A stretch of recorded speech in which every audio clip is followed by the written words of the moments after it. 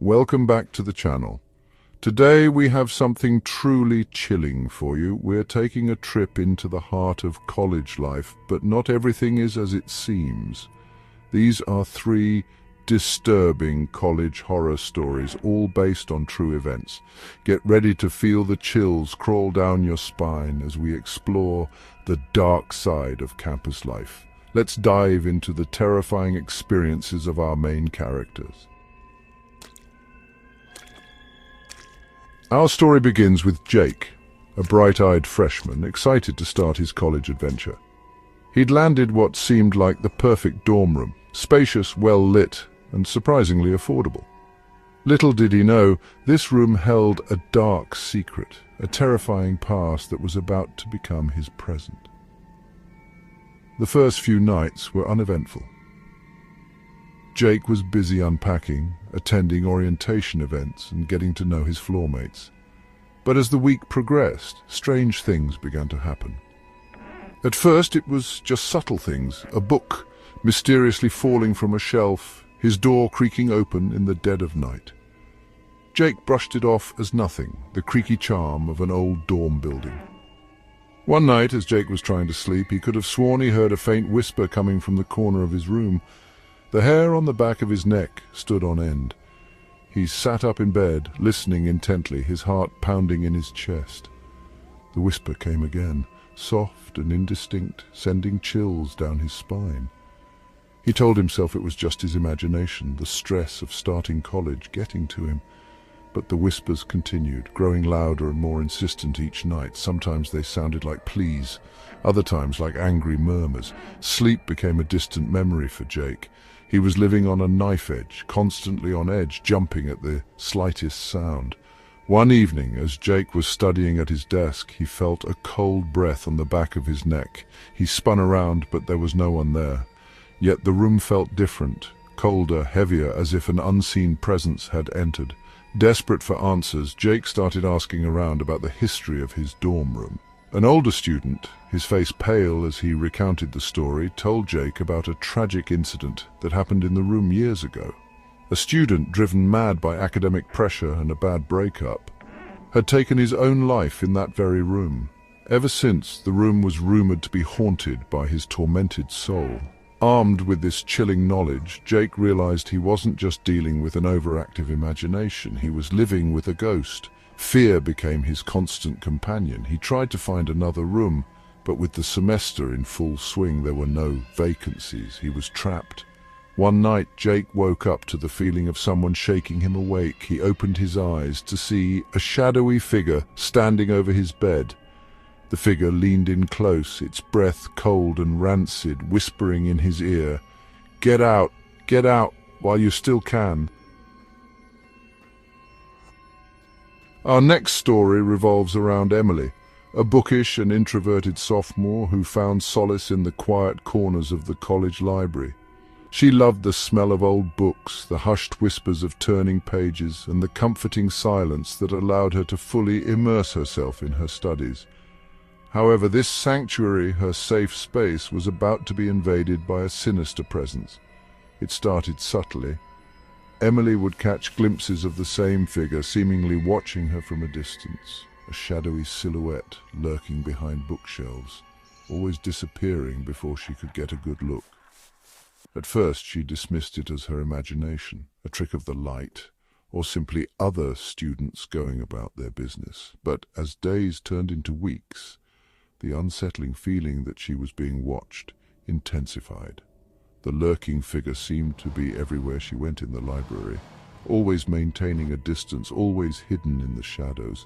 Fear began to gnaw at the edges of Emily's peace of mind. She started changing her study spots, sitting in well-lit areas, even trying to time her visits when the library was most crowded. But it was no use.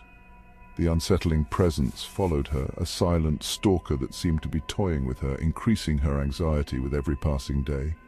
Emily confided in her roommate Sarah about her concerns. Sarah, a pragmatic and level-headed girl, initially thought Emily was just being paranoid, stressed from her upcoming midterms. However, she agreed to accompany Emily to the library, just to put her mind at ease.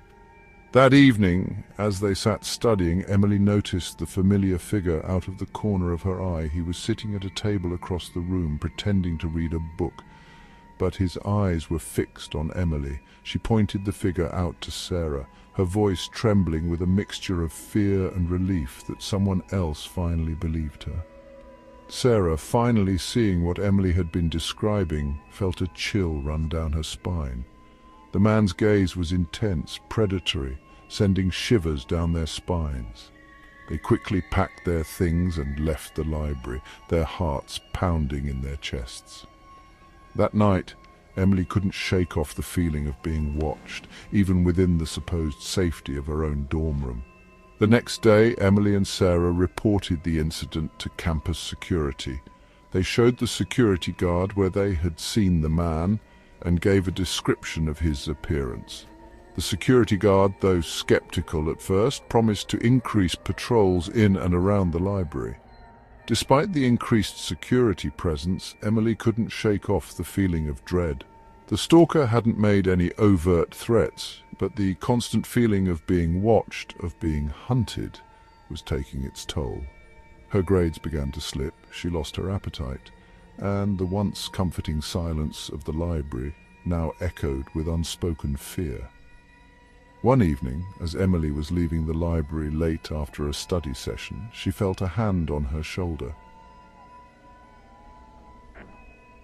Our final tale takes us into the dimly lit halls of the science building, where a group of students, including our protagonist Mark, a skeptical and pragmatic pre-med student, were gathered for their night anatomy class.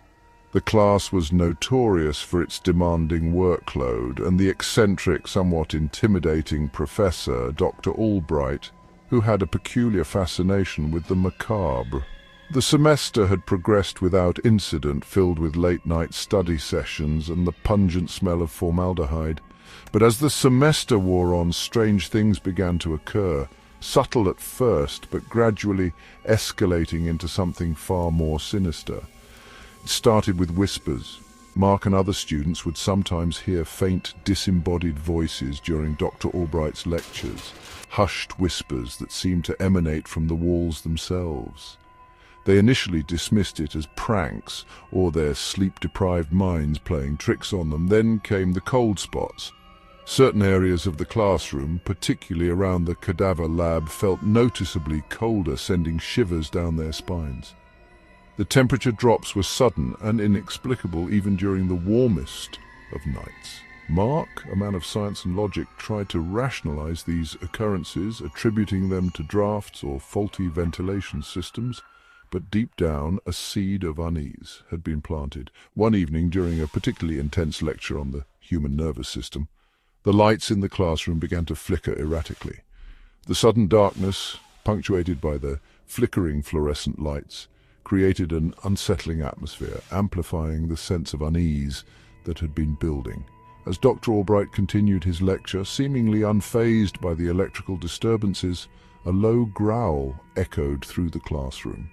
It was a guttural, primal sound that seemed to come from the very depths of the building, sending chills down the spines of even the most skeptical students. Panic erupted in the classroom. Students scrambled for the exits, their fear palpable in the darkness. Mark, his heart pounding in his chest, found himself caught in the crush of bodies. Desperate to escape the growing sense of dread that permeated the room, as he stumbled towards the exit, he noticed something peculiar. The door to the cadaver lab, which was always kept locked during lectures, was slightly ajar. A cold, unnatural light emanated from the room, casting long, eerie shadows on the hallway floor. Driven by a morbid curiosity and a strange sense of responsibility, Mark cautiously approached the lab door. He could hear strange noises coming from inside, shuffling sounds, muffled groans, and the distinct sound of metal clanging against metal.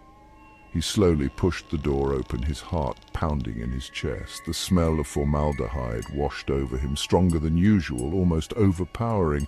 As his eyes adjusted to the dim light, he noticed something truly horrifying. The cadavers, once inert on their steel tables, were moving. Their eyes, glazed over in death, were now open, staring blankly into the void. Their limbs twitched and spasmed, their lifeless bodies seemingly reanimated by some unseen force. Mark stood there, paralyzed by fear and disbelief, as the cadavers slowly began to rise from their tables. Their movements were jerky and unnatural, their limbs stiff and uncoordinated, as if they were still acclimating to their newfound mobility. Thank you for watching. If you enjoyed these stories, don't forget to like, comment, and subscribe for more chilling content. Remember to keep the lights on tonight, because you never know what lurks in the shadows. And remember, sometimes the scariest stories are the ones that are true. Sleep tight if you can